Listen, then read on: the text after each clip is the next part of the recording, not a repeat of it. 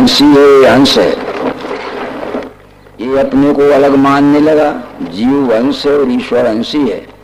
ये जीव रूपी अंश इस विश्व रूपी अंशी को अपने से अलग मानने लगा। जात में बन गया, पांत में बन गया, कुल में बन गया, मत में बन गया, पंथ में बन गया, पद में बन गया। ये अपने को अलग मानने लगा, विश्व अलगाव के काम करने लगा। परंतु ये ज्ञान बताने के लिए ये तो अंशी है, यानी ये होल है, पूरा है, ये पार्ट है, उसका अंश है। परंतु सचमुच में पूछो ये शक्कर है और ये क्या है? ये कल भी अपने प्रबोधन में बात आई थी कि जब हनुमान से श्री राम ने पूछा कि जो ज्ञान मैंने तुम्हें दिया है वो तुम समझ गए कि नहीं? और हनुमान ने तुरंत कहा मैं समझ गया। बोले समझ गए तो मुझे भी समझा दो, कैसा समझे, गलत समझे कि मनमाना समझे? हनुमान ने तुरंत उत्तर दे दिया, देव बुद्ध्वा तु दासोहम जीव बुद्ध्वा तु अंशकम वस्तु तस्तु तदेव हम इत में निश्चिता मता। शरीर दृष्टि से पूछते हो, आज ही आपका अनन्य भक्त हो गया। सो अनन्य जाके यश मच न टरे हनुमंत मैं सेवक सचराचर रूप स्वामी।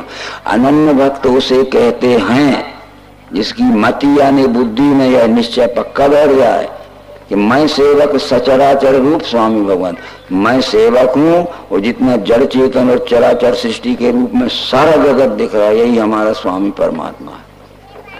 यदि हम वेदांत की ओर जावें तो वेदांत की बात जो करते होंगे वो अधूरे वेदांती हैं, और संत के नाम पर जो संत की बात करते हों जब तक विश्व रूप परमात्मा को नहीं जानेगा तो संत महात्मा या साधु उसको वेदों में नहीं कहा गया।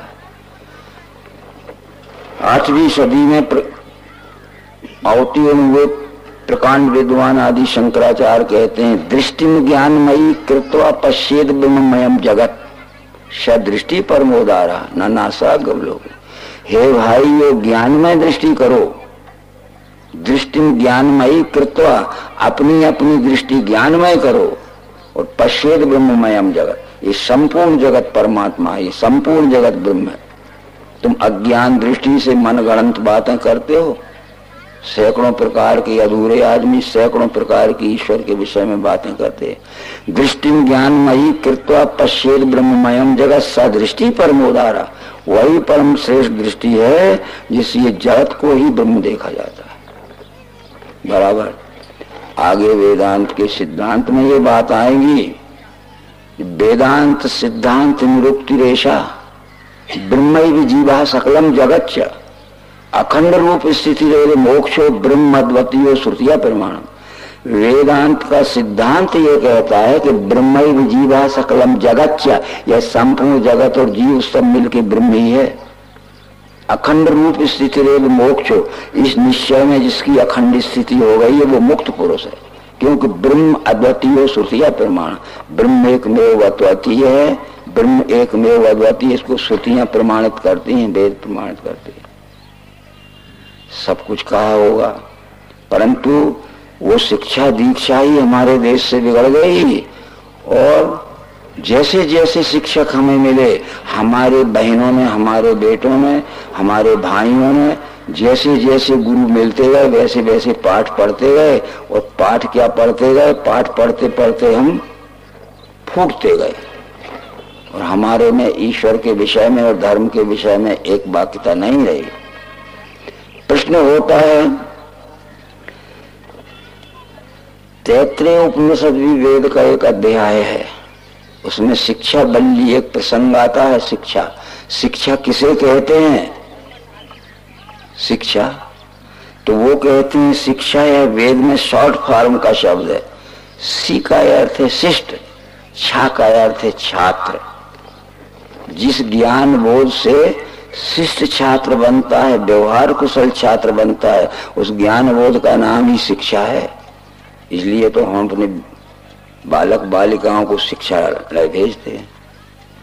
शिक्षालय उस संस्था का नाम है जिस स्थान में सी का अर्थ है शिष्ट, छा का अर्थ है छात्र।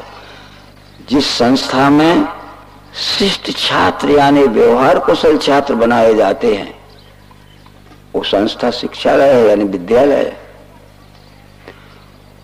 और शिक्षायाचार्य उस महानुभाव का नाम है शिक्षायाचार्य। सी का अर्थ है शिष्ट, छा का अर्थ है छात्र। जो महानुभाव, सी का अर्थ है शिष्ट, छा का अर्थ छात्र, जो महानुभाव व्यवहार कुशल छात्र बनाता है। इसलिए हमने विद्यालयों के उच्च श्रेणी के मनुष्यों को आचार्य प्राचार्य उपाधि दी है। आचार्य जी आए हैं, प्राचार्य जी आए हैं, परंतु आचार्य का अर्थ क्या था? भगवद गीता में क्या लिखा है? आचिनोति च शास्त्रार्थम आचार्य स्थापयत्यपि स्वयं आचरते तस्मात् आचार्यस्ते न कथते।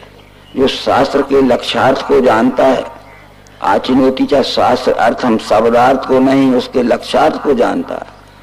आचिनोति च शास्त्र अर्थम आचार्य स्थापयत्यपि, और जो स्वयं आचरण में स्थित रहता है और आचरण करके भी दिखाता है, आचार्यस्ते न कथते, उस महानुभाव का नाम आचार्य है।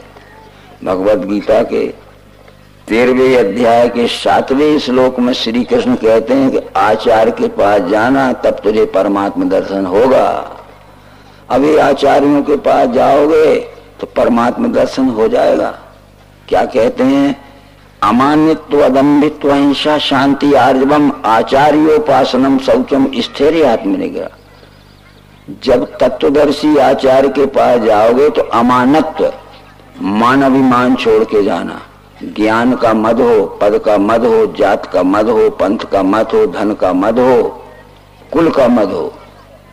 अमानित्व, मान अभिमान छोड़ के जाना, आदमी बन के जाना। अदम्भित्व, और छल कपट छोड़ के जाना, स्वार्थ से मत जाना। अमानित अहिंसा, अकारण किसी को कष्ट न दिया हो जिसने।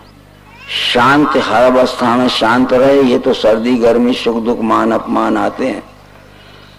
और आर्जवम, सबसे द्वेष रहित व्यवहार करना, छुआछूत रहित व्यवहार करना। अमानित्व अदम्भित्व अहिंसा शांति आर्जवम आचार्योपासनम, आचार्योपासन लिखा है। आचार्य कहते हैं तत्वदर्शी को, उप कहते हैं समीप को, आसन कहते हैं बैठने को। इतने लक्षण प्राप्त करना, तब तत्वदर्शी के समीप तत्व दर्शन करने के लिए बैठना।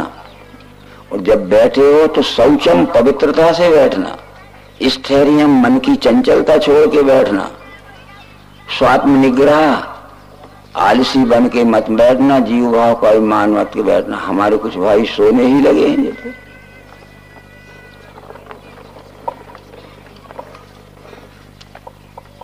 ठीक है, देखो, इसलिए शिक्षा ये शॉर्ट फॉर्म का शब्द जिस ज्ञान बोध से शिष्य छात्र बनाए जाते हैं। सी का अर्थ शिष्ट, छा का अर्थ छात्र, यानी व्यवहार कुशल छात्र बनाए जा रहे हैं। और हमारे आचार्य यदि शिष्टाचारी नहीं बना सके हमें, तो उसकी विपरीत क्या लागू होगा? भ्रष्टाचारी जरूर बना देंगे। देख लीजिए, आज हम सब भ्रष्टाचारी बने हैं। बड़े बड़े विद्यालयों से निकल रहे, बड़े बड़े गुरुकुलों से निकल रहे। सरस्वती महाविद्यालय, विवेकानंद महाविद्यालय, टैगोर महाविद्यालय में निकले हैं और रास्ते में से चोरी करते आ रहे हैं। ये शिक्षा वेद में लिखी है। इसलिए हम शिष्टाचारी नहीं बना सके कि हम खुद शिष्टाचारी नहीं है, तो फिर हम बनाएंगे क्या? भ्रष्टाचारी बनाएंगे। ये भी हमने शिक्षा का अर्थ बता दिया। शिक्षा कहते हैं विश्व रूप दर्शन कराने वाले ज्ञान बोध को। बस वो जान लिया कि विश्व को जब परमात्मा के रूप में पहचान लिया तो किससे किसकी चोरी करोगे, किससे रिश्वत लोगे, किसके साथ में बुरा व्यवहार करोगे, सब बुरा व्यवहार छूट जाएगा। जानना है इस व्यवहार तो हमें यही करना है इस विश्व में। कहाँ करोगे जाके व्यवहार? दूसरी बात थी,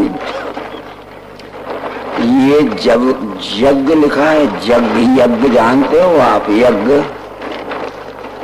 ये यज्ञों का स्वरूप बदल चुका है। 4 युग होते हैं, सतयुग, त्रेता, द्वापर, कलयुग। रामायण में इनका वर्णन है। कृतयुग सब योगी विज्ञानी कर हरिध्यान तरह भव प्राणी, शुद्ध सत्व समता विज्ञाना कृत प्रभाव मन प्रसन्न जाना। ये कृतयुग कर्म हों सब केरे, हृदय राम माया के प्रेरे। सतयुग के सब मनुष्य विज्ञान बुद्धि के होते थे। विज्ञान बुद्धि कहते हैं सुनकर पढ़कर नहीं मानते थे, देखकर पहचान कर मानते थे। जिन मनुष्यों के पास या जिन देवियों के पास विज्ञान बुद्धि हो गई है वो किसी की सुनी बात नहीं मानेंगे और किताब में पढ़ के नहीं मानेंगे। सुनी हुए को पढ़ी हुए को तत्वदर्शी से मिलान करके देख लेंगे कि हमने सही पढ़ा है कि नहीं, हमने सही सुना है। कृतयुग सब योगी विज्ञानी कर हरि ध्यान करेंगे प्रण। एक ही विश्व रूप परमात्मा का ध्यान करके अपने स्वम स्वम चरित्रम शिक्षेरन पृथिव्याम सर्व मानव, अपने अपने स्वकर्म द्वारा सच्चाई से इस विश्व रूप की सेवा करते थे। परंतु त्रेता विविधि यज्ञ नर करी, त्रेता में विविधि यज्ञ आ गए, वो सतयुग में यज्ञ का नाम नहीं था। त्रेता विविधि यज्ञ नर करी, फल समर्प भव सागर तरी। विविधि यज्ञ होने लगे, लोक कल्याणकारी कर्म को यज्ञ कहते हैं। इसलिए जना नाम समूह जनता तत्सुखा आयु भगवती सा यज्ञ। ये मनुष्यों के समुदाय को जनता कहते हैं। जनता को हमारे द्वारा जिस प्रकार से सुख शांति पहुंचाई जा सकती है उस कर्म का नाम यज्ञ है। उदाहरण देते हैं, अकाल पड़ गया और वर्षों तक पानी नहीं गिरा, अनाज पैदा ही नहीं हुआ तो भूखों मरने लगे लोग, तो अन्नदान यज्ञ करिए, जलाना मत। क्योंकि वहां लिखा है कृत्वाग्निहोत्रम स्वशरीर संस्थम शरीर मग्निम स्वमुखो ज्योति। यज्ञ करो कृत्वाग्निहोत्रम, और जो भूखों मर रहे हैं कृत्वाग्निहोत्रम स्वशरीर संस्थम शरीर मग्निम स्वमुखो ज्योति। मुंह से भोजन की आहुति डालो और ये जठराग्नि जल रही है, भूखों मरने वाले के मुंह से भोजन की आहुति डालो, जठराग्नि जागे तो वो देखो कितना खुश हो जाएगा भूखों मरने वाला। अकाल पड़ गया है, लोग भूखों मरे तो अन्नदान यज्ञ करो। परंतु मित्रों ठंड पड़ गई है और शीत लहर से सैकड़ों लोग रोज मर रहे हैं, वस्त्रदान यज्ञ करो। उनको कंबल भेजो, गद्दे भेजो, या विश्वसनीय संस्था के द्वारा उन्हें पहुंचाओ, या अपने ही गांव में हैं तो उनकी परवाह करो। लकड़ियों के धुने इकट्ठे कर दे, शाम को जला दे। भैया जिनके पास घर द्वार नहीं है, कपड़े नहीं, रात भर इसमें तुम शीत निवारण करो। उस समय क्या वस्त्रदान यज्ञ करो। जो बीमार हो गए हैं, जिनके पास डॉक्टर की फीस पटाने के लिए पैसे नहीं है, महंगी औषधियां खरीदने के लिए पैसे नहीं है, तो फिर औषधि दान यज्ञ कराओ उनको। कितनी महंगी दवा हो अपने पैसे से खरीदो उनको, ठीक है। डॉक्टर ने चार्ट पे लिख दिया कि इसको सेव फल लगेगा, मौसम्बी का रस लगेगा, तो फलदान यज्ञ करो। इस तरह से जो गरीब हैं, स्कूलों की कॉलेजों की फीस बड़ी महंगी हो गई है, किताबें महंगी हो गई हैं, और ड्रेस बनाना बड़ा महंगा हो गया, पोशाक, और उनके लड़के पढ़ नहीं पाएंगे, ढोर ही चढ़ाएंगे, अज्ञानी रह जाएंगे। विद्यादान यज्ञ कराओ अपनी ओर से। बीमार हो गया मनुष्य, खून की कमी है, तड़प रहा है बेचैन होके, और डॉक्टर कहता है इसको खून नहीं है इसलिए ऑपरेशन नहीं हो सकता, तो मोटे ताजे काजू किशमिश खा के बैठे तो अपने शरीर का खून दे दो भैया, रक्तदान यज्ञ करो। नहीं हम न देंगे, हम काजू किशमिश खा के रबड़ी खा के मोटे बन के बैठेंगे। रक्तदान करो, नेत्रदान यज्ञ करो, भूदान यज्ञ करो। जिसके कारण जो दुखी हो रहा है मनुष्य, उसकी सहयोग के लिए मनुष्य का हर एक कर्म यज्ञ। तुमने तो 2-4 बोरे शक्कर ले ली, 10-20 टीन घी ले लिया, उसमें जौ और तिल लगा के गड्ढे में डाल के जला दिया। इसलिए निश्चित है वैचारिक परिवर्तन करिए आप। भगवत गीता के 16वें अध्याय का नाम देवासुर संपद विभाग योग है। 16वें अध्याय के 17वें श्लोक में कृष्ण जी कहते हैं, आत्म संभाविता स्तब्धा धनमान मदान्विता यजन्ते नाम यज्ञैस्तेन दम्भेन विधि पूर्वकम। घमंडी अपने भाट मद में धनमान के करते हैं नाम के यज्ञ दम्भ से, सांस छोड़ के। बड़े अभिमानी लोग, घमंडी, अपने भात अपने ही मुंह से अपनी तारीफ बताने वाले, मद में धन मान के हमारा सम्मान सब करें, मद सम्मान का और धन कमाने का उद्देश्य इस यज्ञ का हो तो वो यज्ञ नहीं है अर्जुन, वो पाखंड है। घमंडी अपने भाट मद में धन मान के करते हैं नाम के यज्ञ, करते हैं नाम के यज्ञ दम्भ से साथ छोड़ के। सोच लीजिए, जब कृष्ण जी के पालक पिता नंद जी, नंद बाबा इंद्र यज्ञ कर रहे थे, कृष्ण की जिंदगी का वो पहला मौका था। कृष्ण जी ने अपने पालक पिता नंद बाबा से पूछा कौन सा बड़ा आयोजन हो रहा है, इसकी तैयारी बहुत जोरदार हो रही है। तो नंद बाबा बोले कि हम इंद्र यज्ञ करेंगे। तो कृष्ण जी ने कहा कि इंद्र यज्ञ का क्या उद्देश्य है? बोले इंद्र मेघों का राजा है, यज्ञ करेंगे तो वो खुश होगा जब पानी गिराएगा। तो कृष्ण ने क्या उत्तर दिया है खुद पढ़ के देखो भागवत, तो सुनाने वालों की सुन के मत मानना। इंद्र यज्ञ से और पानी गिरने से कोई संबंध नहीं है। सूरज अपनी किरणों की उष्णता से जो वाष्प के रूप में पानी सोखता है, ताप शून्यता होते ही 4 महीने में वो गुरुत्वाकर्षण में गिर जाता है। वो तो अपने आप हो रहा है, प्राकृतिक यज्ञ हो रहा है। इंद्र यज्ञ बंद करवा दिया था कृष्ण ने, जब अवतार होके यज्ञ बंद करवावे। और हम हमारे आपके जो मेरे समकक्ष उम्र के हैं, पहले चले थे यज्ञ, विष्णु यज्ञ, रुद्र यज्ञ, सचंडी यज्ञ, फिर इसके बाद कंपटीशन मच गया। विष्णु महायज्ञ, रुद्र महायज्ञ, सचंडी महायज्ञ, महाशब्द और जुड़ गया। फिर कंपटीशन मचा, अति विष्णु महायज्ञ, अति रुद्र महायज्ञ, अति सचंडी महायज्ञ। केवल सिंगल था कि रुद्र यज्ञ, विष्णु यज्ञ, सचंडी। अब विष्णु महायज्ञ, रुद्र महायज्ञ, सचंडी महायज्ञ, हमने और एक शब्द जोड़ दिया, अति विष्णु महायज्ञ, अति रुद्र महायज्ञ, अति सचंडी महायज्ञ। अब 3 में से आपको कौन सा कराना? हम तो यह अति विष्णु महायज्ञ कराएंगे। बोले 10 लाख रुपए का इंतजाम करो। महाराज इतना तो नहीं होगा। अरे तो फिर अति शब्द हटा दे, विष्णु महायज्ञ कर ले। नंबर 2 का ये भी नहीं होगा महाराज, तो फिर केवल विष्णु महायज्ञ कर ले, 1.5-2 लाख में हो जाएगा। बताओ, करते हैं नाम के यज्ञ दम्भ से साथ छोड़ के, घमंडी अपने भाट मद में धन मान के।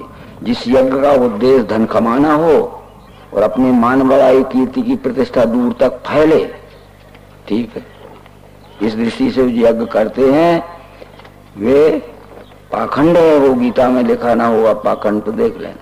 और मैं तो कुछ कह नहीं रहा हूं, आप रास्ते में जाके ऐसा मत कहना कि कुछ गड़बड़ समझाया जा रहा था। जिन ग्रंथों के प्रमाण देता हूं वो बड़े पुरुष हैं कृष्ण जी। शंकर जी की पत्नी का नाम पार्वती था। वो अपने पिता के घर में कुछ भी करती रहती होगी, उपास व्रत करती होगी, जप जाप पाप करती होगी, जैसी लड़कियां ये अपने पितृ घर में कुछ करती। जब पार्वती विवाह करके शंकर जी के घर में आई तो वो ही वहां करने लगी। शंकर जी ने कहा ये क्या कर रहे हो, ये कोई ईश्वर की प्राप्ति का थोड़ी उपाय। तो समझाया, रामायण में लिखा है कि उमा जोग जप दान तप नाना व्रत मखनैम, राम कृपा नहीं करें जस निष्केवल। उमा जोग जप दान तप नाना व्रत मखनैम। हे पार्वती, जोग जप दान तप नाना प्रकार के व्रतोपवास करने पर राम प्रसन्न नहीं होते। और तू क्या कर रही है, अपने पिता के घर से सीख के आई है। आपको लगेगा कि हमारा सब फट्टा ही साफ हो रहा है। एक बात होती है मित्रों, कृष्ण जी ने भगवत गीता में कह दिया, बुद्धिर्वेदम वृतश्चैव गुणस्तत् त्रिभुवम् सुनु। 18वें अध्याय में कहा है, गुणों से 3 हैं भेद, बुद्धि के और धैर्य के। सुनवे में बताता हूं भिन्न भिन्न धनंजय। मनुष्यों की बुद्धि गुणानुसार 3 प्रकार की होती है। शतोगुणी बुद्धि, ये विज्ञान बुद्धि है, रजोगुणी बुद्धि और तमोगुणी बुद्धि। प्रवृत्ति को निवृत्ति को कार्य और अकार्य क्या बंध और मोक्ष को जाने बुद्धि व्यापार सात्विकी। जिस दी से धर्म अधर्म कार्य और अकार्य क्या सत्य जाना नहीं जाता बुद्धि व्यापार राय से। और जो बुद्धि तम से व्याप्त कहे धर्म अधर्म को अनर्थ अर्थ में देखे बुद्धि व्यापार नाम से अधर्मम धर्मितिया मन से तमसावृता और सर्वार्थान विपरीतांश बुद्धि सपाट जो 100 बातों में 100 ही उल्टे अर्थ करती है। वो तमोगुणी बुद्धि वाला मनुष्य को ज्ञान होगा नहीं। अगर उसकी श्रद्धा बनी रही तो धीरे धीरे 1 जन्म 2 जन्म 4 जन्म में लग जाएगा। तो ज्ञानी अनेक जन्म के यत्न से बचता। मुझे ये वासुदेव विश्व ही है, अनेक जन्म भी लग सकते। ये साधक के ऊपर सत्वगुणी को कम समय लगेगा, रजोगुणी से उससे ज्यादा समय लगा और तमोगुणी को तो सैकड़ों जन्म लग जाएंगे जब वो निर्मल हो पाएगा। गुणों से 3 हैं भेद बुद्धि के और धैर्य के, सुनबे में बताता हूँ भिन्न भिन्न धनंजय। सत्वगुणी बुद्धि, रजोगुणी बुद्धि, तमोगुणी बुद्धि। सत्वगुणी बुद्धि को विज्ञान बुद्धि कहते हैं, रजोगुणी बुद्धि को केवल ज्ञान बुद्धि कहते हैं, तमोगुणी बुद्धि को अज्ञान बुद्धि कहते हैं। प्रवृत्ति को निर्वृत्ति को कार्य और अकार्य क्या बंध और मोक्ष को जाने बुद्धि व्यापार सात्विकी। जिसको यथार्थ ज्ञान होता है वो विज्ञान बुद्धि है, सत्वगुणी बुद्धि है। जिस दी से धर्म अधर्म कार्य और अकार्य क्या सत्य जाना नहीं जाता बुद्धि उपाद। जिस बुद्धि से धर्म किसे कहते हैं धर्म किसे कहते हैं, सच्चा क्या है झूठा क्या है, एक पहचान नहीं हो पाई। ढुलमुल ढुलमुल ढुलमुल रहती है, उसकी मान है कि उसकी मान है, वो ठीक है ये ठीक, वो रजोगुणी बुद्धि है। और जो बुद्धि तम से व्याप्त कहे धर्म अधर्म को, वो अधर्म को ही धर्म कहेगी और अधर्म को कहेगी धर्म और धर्म को कहेगी अधर्म। जो बुद्धि तम से व्याप्त कहे धर्म अधर्म को अनर्थ है अर्थ में देखे बुद्धि उपाधि। यहाँ तो केवल संस्कृत में सर्वार्थान विपरीतांश बुद्धि से पार काम से 100 में 100 ही बातों का उल्टा अर्थ करेगी, वो तमोगुणी बुद्धि है। इसलिए मित्रों ये युग कलयुग है, तामस से अधिक रजोगुण थोड़ा, कलि प्रभाव व्यापो चाहूंगा। इस तरह से विचार है। आगे और दूसरी बात का अर्थ यज्ञ का अर्थ तो आप समझ गए होंगे, जना नाम समूह जनता सुख आयु भवत्या यज्ञ। ये मनुष्यों के समुदाय को जनता कहते हैं। भूखों मरने वालों को अन्नदान यज्ञ करो, ठंड में मरने वालों को वस्त्रदान यज्ञ करो, बीमारी से मरने वालों को औषधि दान यज्ञ करो, जिनके पास पढ़ने लिखने के लिए ड्रेस के किताबों के फीस पटाने के लिए वो विद्यादान यज्ञ करो। हमारा हर एक काम यज्ञ है। ऐसे अनेक ही यज्ञ कहे हैं ब्रह्मदेव ने। वे सब कर्म से हो में जान ले मोक्ष पाएगा, परंतु द्रव्य के यज्ञ से श्रेष्ठ अर्जुन ज्ञान यज्ञ है। अंत में सब कर्मों का लय है ज्ञान यज्ञ में। तद विद्धि प्रणिपातेन परिप्रश्नेन सेवया उपदेशयन्ति ज्ञानम ज्ञान तत्वदर्शिना। पर ज्ञान यज्ञ प्राप्त करने के लिए तत्वदर्शी के पास जाना, अनाड़ियों के पोशाकियों के पास मत जाना। मेरी बात समझ रही होती, नहीं तो मैं रिपीटेशन इसलिए करता हूँ कि दोबारा भी कह देता हूँ। दिव्य के यज्ञ से श्रेष्ठ अर्जुन ज्ञान यज्ञ श्रेयान ज्ञान मया यज्ञ। अंत में सब कर्मों का लय है ज्ञान यज्ञ में। इसलिए तद विद्धि प्रणिपातेन परिप्रश्नेन सेवया उपदेशयन्ति ज्ञानम ज्ञान तत्वदर्शिना। तत्वदर्शी पुरुष के पास जाना, वो ज्ञान यज्ञ के विषय में समझाएंगे। ज्ञान से सभी कर्म अर्पण करना, मुझे निराश निरंकारी अशोक बन के लड़ो। तो ये सब बातों का विचार करते हुए हमारा यज्ञ भी बिगड़ गया, हमारा दान भी बिगड़ गया, सीता जी का बिगड़ गया, तो हमारा भी दान बिगड़ सकता है। अपरिचित आदमी को भेषधारी को साधु मान लेंगे तो वो साधु क्या होगा। वो एक दिन ऐसा मौका आएगा कि किस्मत में अगर बचाव ना होगा तो उठा के हमें भी ले जाएगा, वो जो हमें खोजने जाएगा तो हमारे घर वाले को भी मरवा देगा। धोखे में मत रहना। शास्त्र में लिखा है देवी और पतिरेव गुरु श्री राम। स्त्रियों को गुरु नहीं बनाना चाहिए, स्त्रियों का पति ही गुरु है। और पति से तो लड़ाई ठनी रहती है, महीनों महीनों नहीं बोलती और ना मालूम किसको ढूंढते फिरते बोलो। और उल्टा अर्थ जब कर दिया सर्वार्थान विपरीतान, तो पतिरेव गुरु नाम ये लिखा था कि स्त्रियों का पति ही गुरु है। उल्टा हमने क्या कह दिया, गुरु ही पति है। ले पति चला गया परदेश तो गुरु को कह जाओ हमारा घर संभालना, ये हमारी बहनें उल्टा यार समझ लेंगी और बस बहुत बुरे बुरे जाल में फंस जाएंगे। इसलिए सबसे पहले हमारा फर्ज है, भगवान श्री मायानंद जी कहते हैं, संवाद संजीवनी नामक उन्होंने एक पुस्तक लिखी है, वो प्रकाशित नहीं हो सकी है। संवाद संजीवनी के ज्यादा से ज्यादा सूक्त जो हैं, बुद्ध सूक्त पहले भाग में आ चुके हैं, तो उन्होंने कहा अब इसको प्रकाशित करने की जरूरत नहीं है। एक व्यक्ति ने भगवान मायानंद चेतन जी से प्रश्न किया, इस संसार का अज्ञान कब मिटेगा? संसार का अज्ञान कब मिटेगा? संसार की मूर्खता कब मिटेगी? तो भगवान ने कहा कि जब मूर्ख पैदा न होंगे तो मूर्खता मिट जाएगी। वो पूछता है कि मूर्ख पैदा कब ना होंगे, तो भगवान कहते आप लोगों के ऊपर। वो पूछता है हमारे ऊपर क्यों है? बोले जन्म से अपने बच्चे बच्चियों को विज्ञान बुद्धि की शिक्षा दोगे तो मूर्ख ही पैदा करो, मूर्ख जनक तो तुम खुद ही रखे हो। मेरी बात समझ गए? प्रश्न करता है व्यक्ति कि संसार में मूर्ख पैदा कब ना होंगे, अज्ञानी पैदा कब ना होंगे? हा? ये संसार में तो वो कहते हैं कि जब ये मूर्ख पैदा ना होंगे तो अज्ञान चला जाएगा। ये मूर्ख पैदा कब ना होंगे? उन्होंने कहा आप लोगों के ऊपर। हमारे ऊपर क्यों है? अरे जन्म से अपने अपने बच्चे बच्चियों को हम विज्ञान की बुद्धि की शिक्षा देंगे तो वो मूर्ख ही पैदा क्यों होंगे? मूर्ख जनक कौन है? नहीं समझे? है? हम स्वयं हैं। तो हमें स्वयं का फर्ज है कि पैदा होते ही हमारे लड़के लड़कियों को आवारा न छोड़ दें, हम उनको विज्ञान बुद्धि की शिक्षा दें तो वो मूर्ख पैदा न होंगे। हमने ही उन्हें खुली छुट्टी दे। हो सकता है कि हम भी उसी विचार के थे, हमने उसी विचार में संस्कृत उनको करना चाहा। अब हम एक मत के विषय में बात समझाते हैं। ये तो हुआ हमारा क्या। दूसरी बात इसमें आती है कि मनुष्य तप करते थे और तप से बड़ी सिद्धि मिलती थी। हमने रामायण में पढ़ा कि तप बल रचियो प्रपंच विधाता, तप बल विष्णु सकल जगत त्राता, तप बल शेष धरे मही भारा और तप बल शंभु करे संघारा। तप आधार सब सृष्टि भवानी करऊ जाए तप असिए जाने।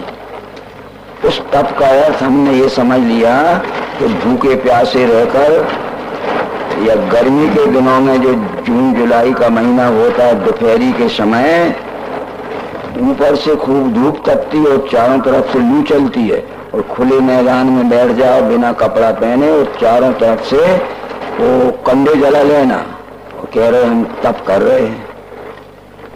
ये तप नहीं है। ता का अर्थ है तत्व, पा का अर्थ है पहचान। तत्व पहचानने के लिए जो हम तत्वदर्शी का सत्संग करते उसे तप कहते हैं। ता का अर्थ है तत्व और पा का अर्थ है पहचान। तत्व पहचानने के लिए जब हम तत्वदर्शी का संग करते हैं तो उसे तप कहते हैं। भूखे प्यासे रहने का नाम तप नहीं है। वो धूप में बैठ के चारों तरफ कंडे जलाए बिना कपड़े के बैठ गए तप रहे हैं, झुलस रहे हैं, वो तप नहीं है। ठीक है। इसलिए निश्चित है भागवत महापुराण के दूसरे